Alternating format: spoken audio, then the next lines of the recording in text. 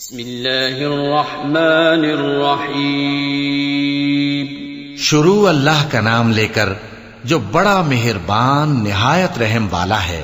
قل یا ایھا الکافرون لا اعبد ما تعبدون ولا انتم عابدون ما اعبد ولا انا عابد ما عبدتم ولا انتم عابدون ما اعبد لكم دینکم ولی دین۔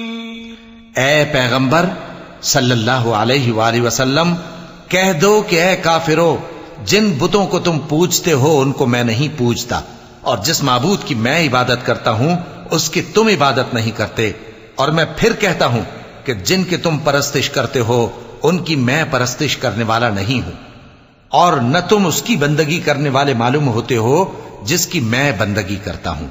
تمہارے لیے تمہارا رستہ، میرے لیے میرا رستہ۔